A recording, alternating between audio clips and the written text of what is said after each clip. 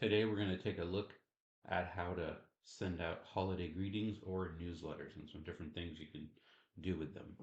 So if you're in your KV Core, the easiest way to find it is to click on these three lines to expand your dashboard and then go to marketing. None of these drop downs, just click marketing.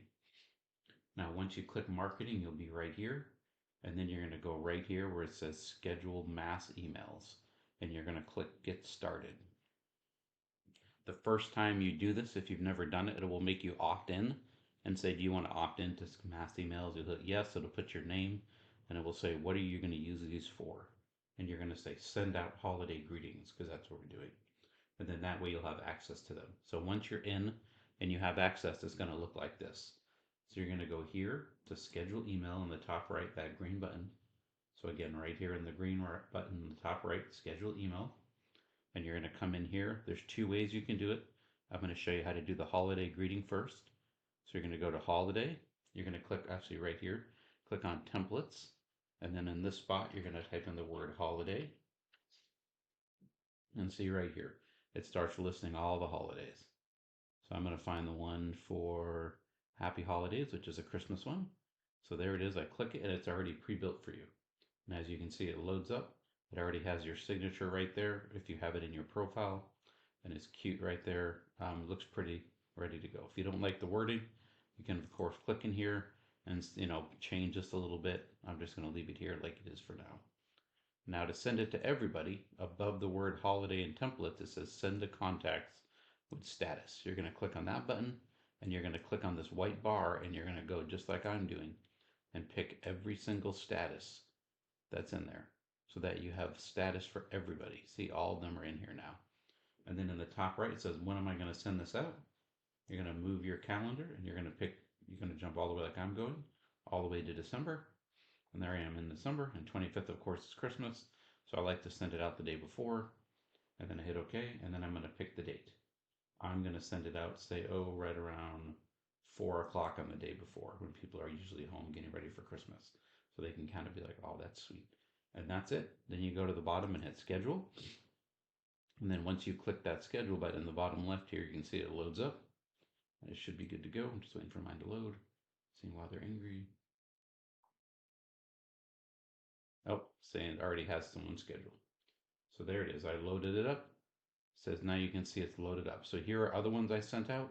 You see these went to 32,000 people in my database. And now this one's scheduled right here to go to 49,000 on um, Christmas of 2024. So this in December. Now, if I add more people to my database, which of course I'm going to during the year, and take a lot out and add a lot more, this number will automatically change. I don't have to come back in here and tweak anything or change anything. It's very simple, very easy.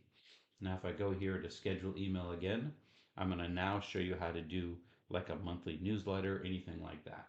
So if I go to schedule email again, it'll open up this box, and instead of going to templates, I'm going to go to advanced editor, open that up, and then hit yes, I want to go to advanced editor. And then with advanced editor, you can see right here, I have all these options. For example, if I want a picture at the top, I just hit picture and then I hit browse. And as long as I have the picture uploaded, if not, I would just upload it.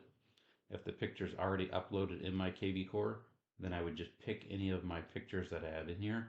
For example, I'll say it's this one. So I dropped in the Alamo. And then I would go back, click content again. I might want to have a button after that, and then the button can be wherever. Once they click the button, it's going to take you somewhere. And you can also change, of course, the wording on your button. So it can say, learn more, go here, check this out, whatever you want it to say. And then the URL will pop in there. And the rest, I mean, it's pretty simple. You can put a divider. If I want to go right here, I can put in my social media. And here's all my links for my social media. If they're, see, my social media is already there because they're in my profile. So if you have them loaded in your profile, they'll be right there ready to go. My social media is ready. Knocked it out, and I can add a whole bunch of other stuff. Now, if I put a video in here like this and you drop in the video, you can see right here, it has to be a YouTube or a Vimeo, whatever you say, Vimeo, whatever, I use YouTube. And you just drop in that link. And then the video would be here. So this would be a great way in your database to say, hey, I have a new listing that just went on the market. Please check out my new listing. Let me know if you know anyone interested.